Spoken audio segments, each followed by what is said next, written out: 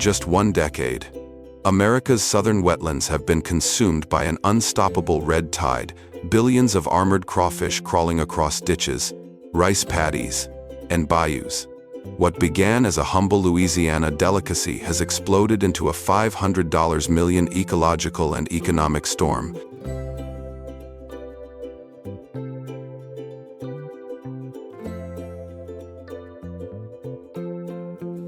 These creatures, no bigger than a man's hand, are tearing through native habitats, clogging irrigation canals, and rewriting local food chains.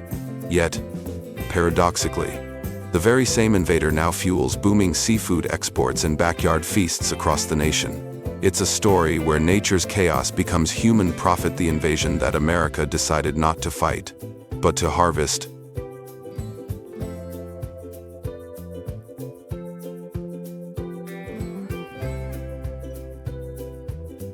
The front line of this takeover lies deep in America's South Louisiana, Mississippi, and Texas, a region woven with a labyrinth of swamps, rivers, and flooded fields. Here, water is both life and livelihood. For generations, Cajun families have lived in rhythm with the wetlands, fishing, farming, and surviving through floods and storms.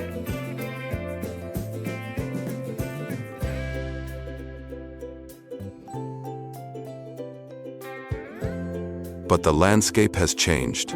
Each rainy season now brings not just high waters but an explosion of invasive crawfish, the red swamp crayfish, Procambarus clarki. Originally a native of the Gulf Coast, it has spread far beyond, thriving in artificial ponds, rice fields, and even urban drainage channels.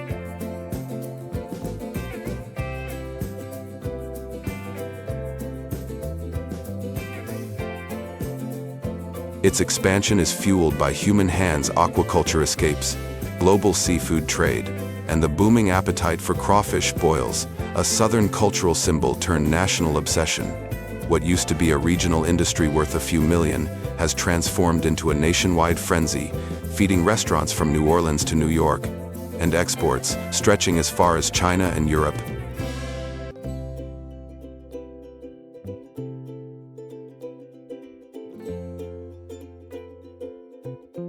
The red swamp crawfish, known to scientists as Procambarus clarki, is one of the most adaptable freshwater animals on Earth.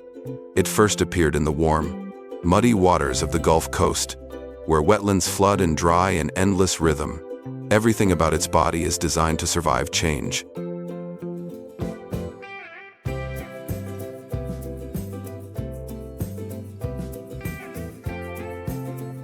Its shell is thick and rough, giving protection against fish, birds, and even pollution. Its two claws are strong and flexible, one slightly larger for gripping, the other for cutting or digging. When danger comes, it doesn't swim away fast like a shrimp, it disappears into the mud. With its claws and tail, it can dig deep burrows that stay damp even after the surface dries up. Inside these tunnels, it can wait for weeks without food until the rains return.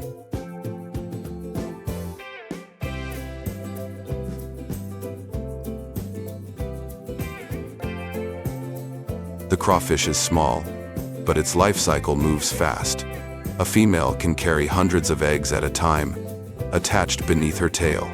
In the warm southern climate, these eggs hatch in less than 3 weeks. Within a few months, the young are already grown and ready to breed again. This speed allows the population to explode every spring when the wetlands flood.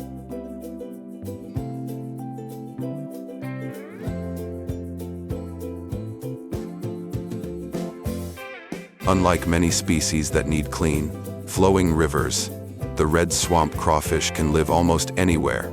It tolerates low oxygen, muddy water, and even mild salt.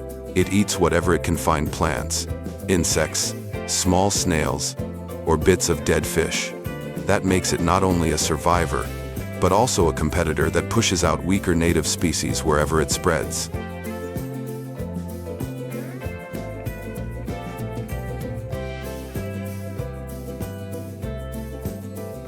Its color, a dark reddish brown that turns bright scarlet when cooked. has made it instantly recognizable in American food culture. But beneath the surface, beauty is a relentless survivor. When floods hit, they ride the currents to new places. When droughts come, they hide below ground. When people build ponds, rice farms, or canals, they simply move in and make it home.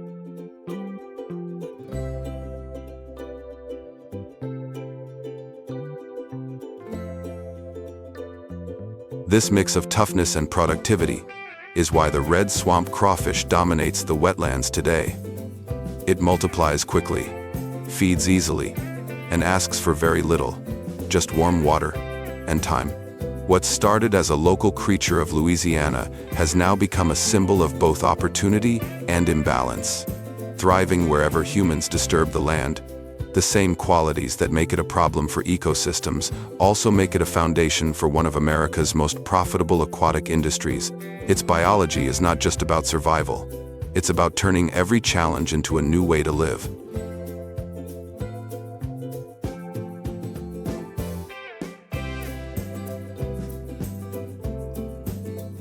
Every crawfish season begins quietly, when winter rain fills the rice fields and the air turns heavy with moisture. Farmers in Louisiana, Texas, and Mississippi open their levees and flood the flat fields that once held rice. Within days, the water stirs with movement, thousands of small red claws breaking the surface. It means the harvest has begun.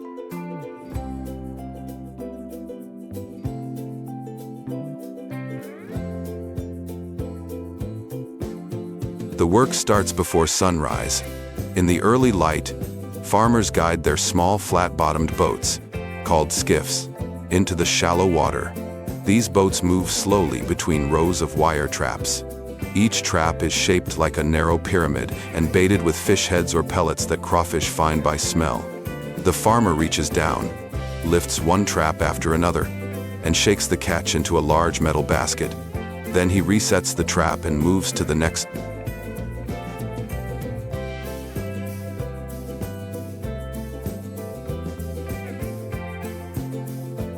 This routine looks simple but demands strength and rhythm. Each worker may lift hundreds of traps a day, often bending and twisting for hours while standing in knee-deep water. Their hands move fast, trained by repetition. The sound of metal traps striking the boat mixes with the splash of tails and the hum of the motor. It's hard, muddy labor, but it has fed families for generations.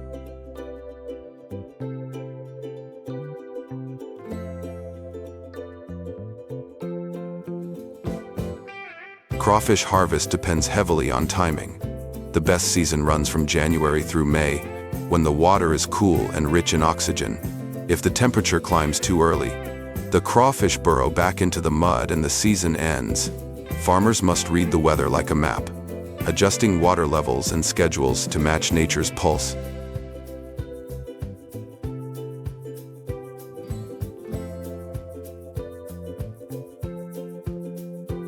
Once the traps are full, the catch is brought to shore.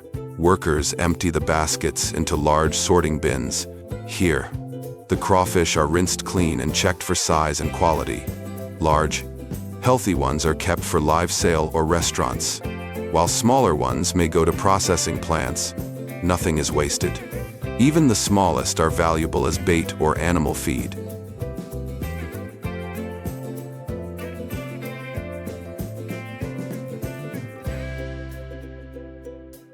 Most of this work is done by hand, not by machines. Families, neighbors, and seasonal laborers all take part.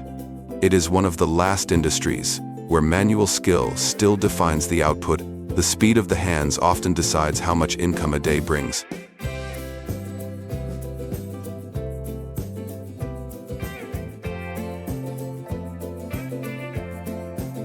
Every afternoon, pickup trucks, loaded with ice bins, carry the live crawfish to local markets. In towns like Breaux Bridge and Lafayette, buyers line up early to claim their share. By evening, many of the same crawfish caught at dawn are already being boiled, seasoned, and shared at backyard feasts.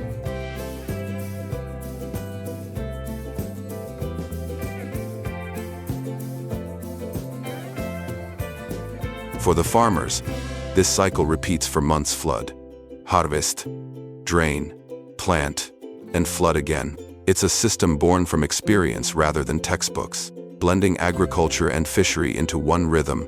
In these wetlands, human labor isn't just about work, it's about keeping balance with a species that grows faster than anything else around it. Through patience, coordination, and generations of practice, the people of the South have turned a stubborn invader into a steady living. Every trap pulled from the muddy water tells the same story, not of conquest, but of coexistence.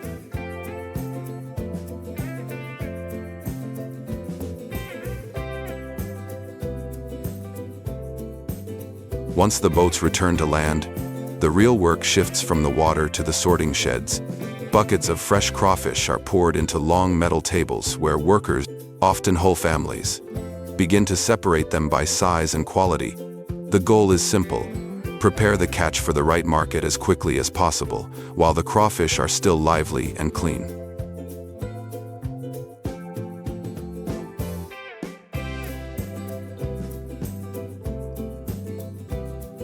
Large crawfish, thick-clawed and heavy, are the most valuable.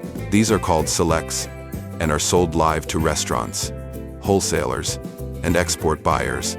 The medium-sized ones go to local markets or regional distributors. The smallest are often processed into peeled tails for frozen products or pre-cooked meals. The difference in price between the grades can be significant, so accuracy and speed are essential.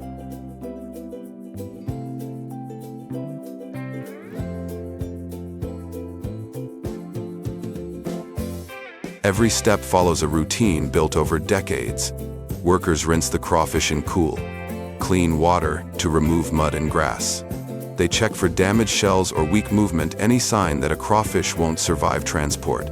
Only healthy, active ones make it into the live bins, which are then packed with ice and small holes for airflow. In hot weather, this must be done within hours to keep the crawfish from overheating.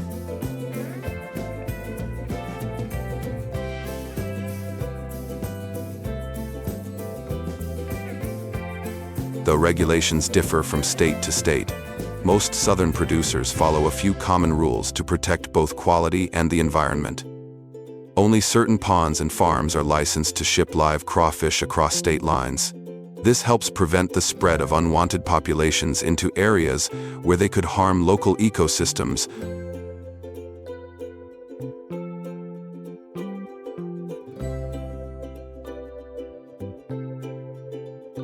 Some regions also limit the harvest of small or juvenile crawfish during early months, allowing the stock to grow and reproduce. These informal standards are often reinforced by community experience rather than formal enforcement.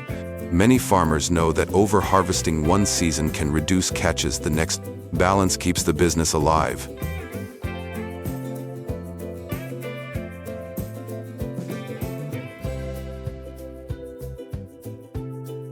For transport, crawfish must be cooled, moist, and oxygenated. Trucks carrying live loads are inspected before long journeys. Each shipment must travel with clear labels stating where it was caught or farmed. The goal is not red tape, it's to make sure that every bag of crawfish sold at a grocery store or restaurant can be traced back to a safe and responsible source.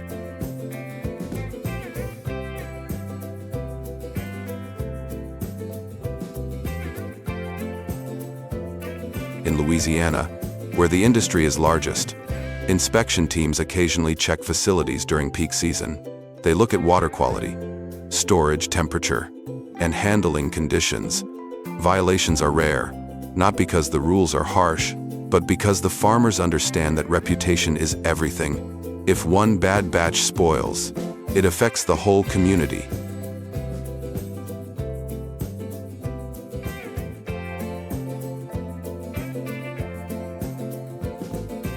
Beyond compliance, sorting and regulation also serve a cultural purpose.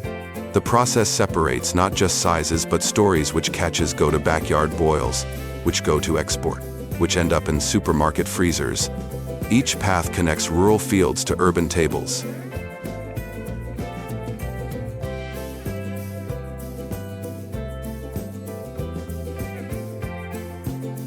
By the end of the day, the sheds are quiet again, the bins washed and stacked for tomorrow. In the calm, it's clear that regulation here isn't about bureaucracy.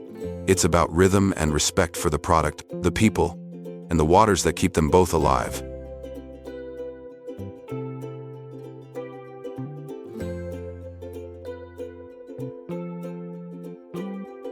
By the time spring arrives, the crawfish season reaches full force.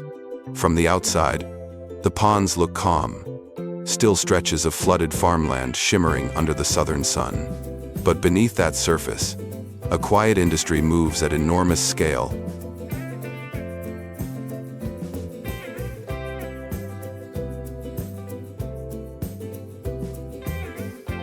Louisiana alone produces more than 90% of all crawfish in the United States.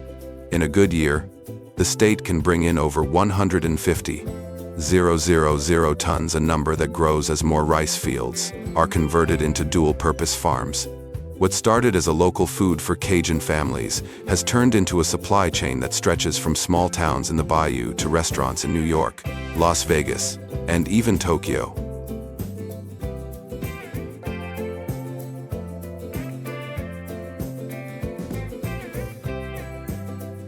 Each day during peak harvest, hundreds of trucks leave rural parishes packed with live crawfish, heading to distribution centers and seafood markets. Many loads travel overnight in coolers with damp sacks and ice, arriving to keep the catch fresh. A single large distributor can handle several thousand pounds a day, moving the product through wholesalers, retailers, and online sales.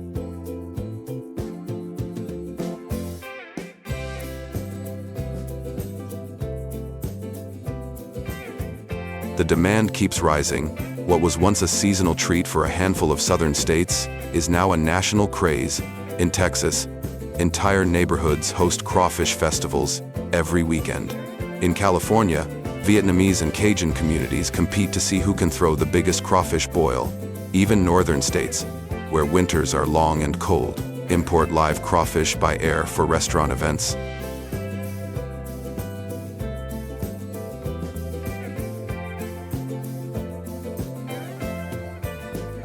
The numbers behind it are staggering. The crawfish industry supports tens of thousands of jobs across farming, transport, processing, and food service. At the height of the season, the wholesale value can reach $500 million, not counting the indirect income from tourism and hospitality. Hotels, catering services, and seafood suppliers all benefit from the same muddy creature that once tore through wetlands as a pest.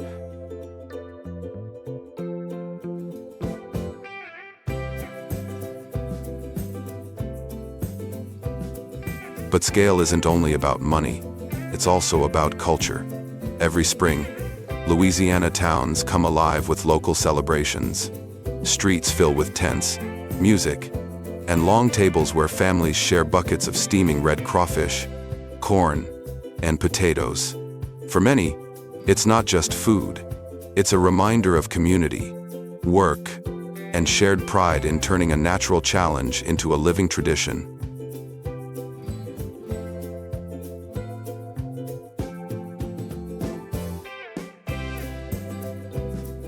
Behind this cheerful surface lies a delicate balance.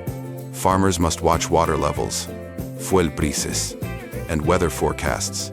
A single dry spell or cold front can cut production sharply. Yet, year after year, they adapt, rebuild, and start again. The rhythm is familiar: water in, trap set, boats out, and then the steady hum of industry that feeds millions.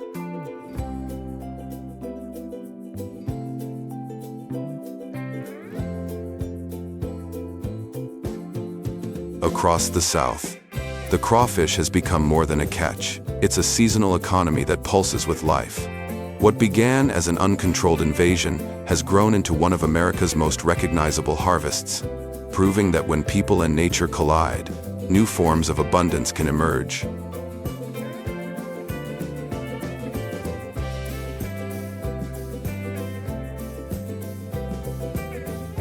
Once the crawfish leave the ponds, the race against time begins. Fresh crawfish deteriorate quickly, so every minute between harvest and consumption matters.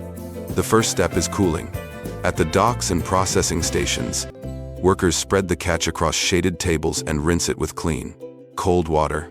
The crawfish are then packed into aerated bins or burlap sacks, lightly covered with ice enough to keep them cool and moist without freezing them.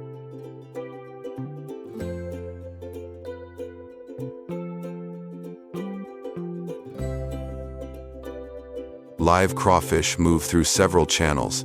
Many go directly to restaurants or distributors that sell them within a day. Others travel to processing plants where their short life cycle turns into long-term value. Inside these facilities, efficiency replaces the rhythm of the fields. Workers move fast washing, grading, and separating by size once again before the next stage begins.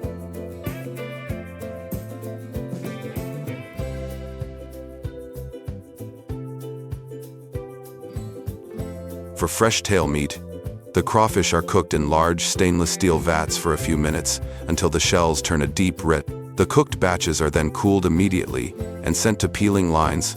Here, teams of workers, often local women who have done this work for years, remove the tails by hand. The peeled meat is washed, drained, and flash frozen to preserve its color and flavor. Each pack is vacuum sealed and labeled for storage or export.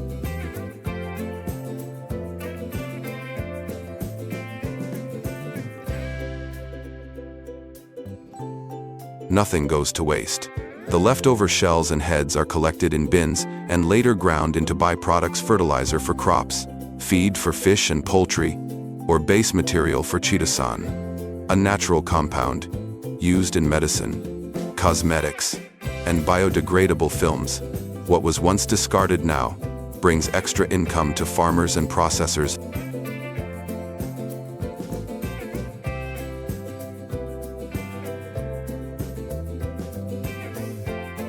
Large plants can handle more than 40 or 50 tons a day during peak season.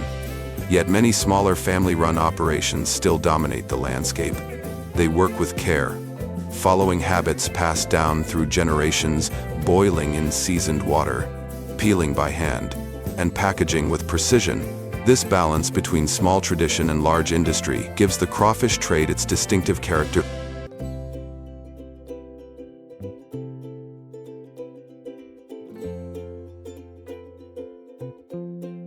Once packaged, the frozen tails move into refrigerated storage and eventually to ports or distribution hubs. From there, they travel across the country and overseas. China, Japan, and several European countries have become major buyers of U.S. crawfish. Drawn by the consistent quality and flavor, each shipment carries a story that started in muddy ponds thousands of miles away.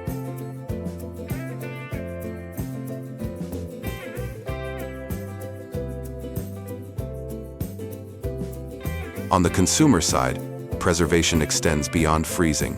Restaurants and retailers store live crawfish in cool, oxygenated tanks until they're cooked. Timing is everything. Freshness defines reputation.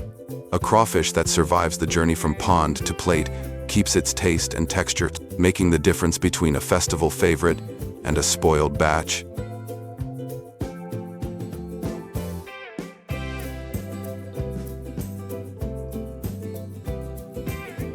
Through years of trial and adaptation, the industry has built a system that combines speed, hygiene, and respect for the product. Farmers and processors alike know that the real secret to success isn't just how many they catch, it's how well they handle what they bring in.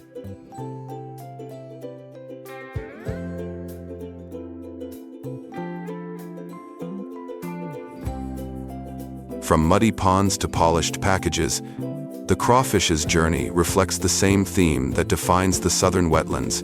Nothing here lasts unless it's cared for. The process isn't glamorous, but it's precise, turning a short-lived creature into a lasting symbol of regional pride and global demand.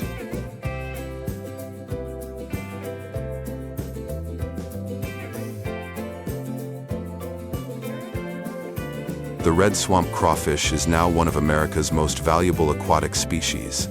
A creature that brings both wealth and worry. Each season, The industry generates an estimated $500 million in revenue, supporting tens of thousands of jobs across farming, processing, transport, and food service. From family-run rice farms in Louisiana to urban seafood restaurants in Houston and Atlanta, the crawfish has become a symbol of economic resilience in the South.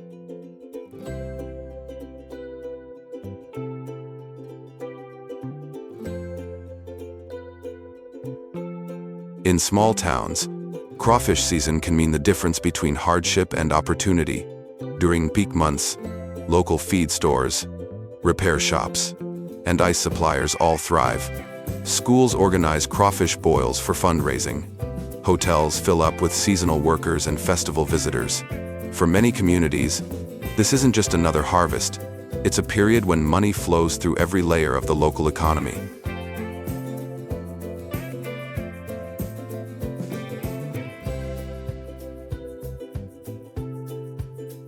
At the same time, crawfish farming has helped farmers diversify.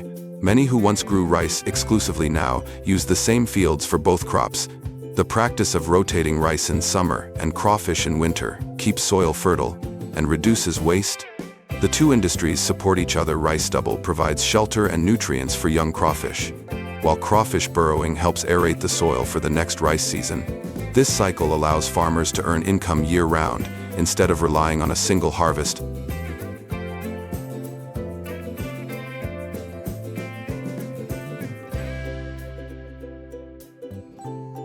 But every profit comes with a cost. The same species that drives economic growth is also an aggressive invader. In wetlands beyond the farm boundaries, crawfish burrows weaken levees, irrigation channels, and roadbeds. Their constant digging allows water to seep through, increasing erosion and maintenance costs. In places where they escape into natural lakes and rivers, they compete with native species for food and habitat, sometimes reducing fish populations and damaging aquatic plants that protect shorelines.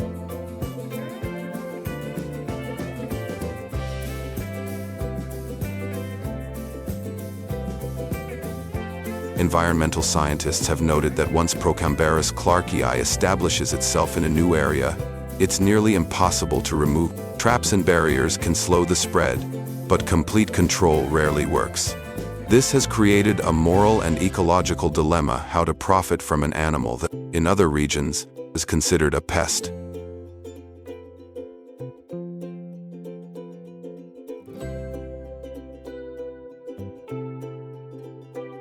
Many Louisiana farmers view the situation differently. They see their role as managing the population rather than exploiting it blindly. By keeping crawfish confined to controlled ponds and balancing harvest levels, they argue that farming actually reduces wild spread. In this way, aquaculture becomes a form of containment, turning potential chaos into organized production.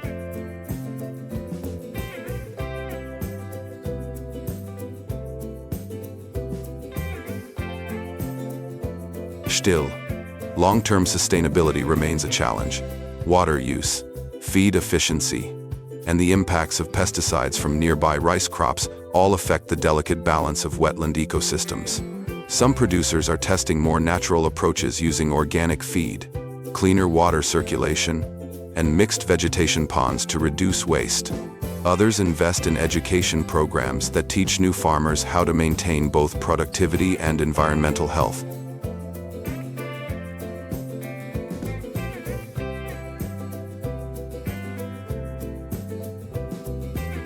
Economically, the crawfish boom has done more than create income. It has built identity. Entire regions celebrate the start of the season as a cultural event, not just a business cycle. Yet the future depends on discipline. If overproduction leads to oversupply or pollution, both the economy and the environment could suffer.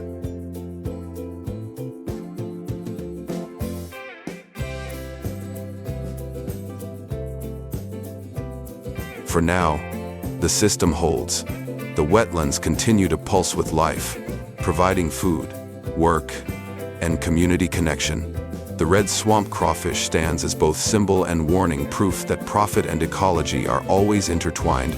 The industry's success story shows how human effort can transform a natural invader into an asset, but it also reminds us that balance is fragile.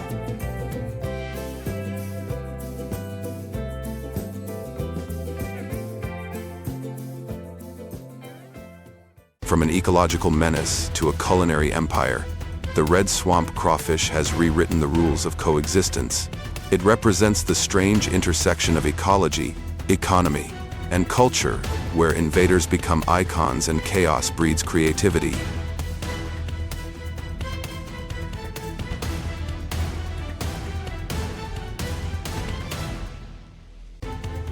Every spring, when the water warms and the traps fill again, America's wetlands tell the same story: resilience through transformation. The same claws that once tore through levees now lift livelihoods. The same invasion that once terrified farmers now sustains entire towns.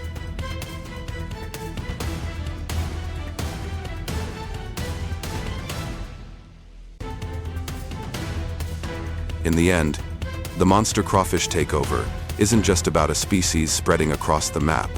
It's about humanity's capacity to adapt, to profit, and to redefine survival.